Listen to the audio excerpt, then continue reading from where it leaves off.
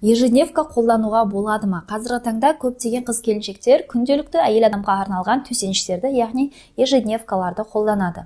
Бірақ қыздар ежедневканы қолдану барысында парниковый эффект болатынын ұмытпаңыздар. Неге? Өйткені ежедневкаларды іш киімнің ішіне салу үшін астына кәдімгідей плотный клей жағылады.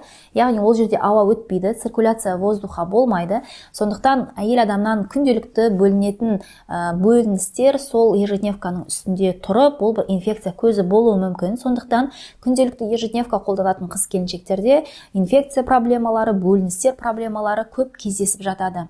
Сондықтан қыздар, жалпы егерде сіз күнделікті бір рет іш киімді ауыстыратын болсаңыз, гигиена шараларын ұстанатын болсаңыз, онда ежедневка қолданудың ешқандай қажеті жоқ. Мысалға, етеккірдің соңғы күндері үлкен төсеніштердің орнына осындай күнделікті ежедневкаларды қолдануға болады. Бірақ қыздар, ондай ситуация кезінде де ежедневкалар кем дегенде 2-3 сағат сайын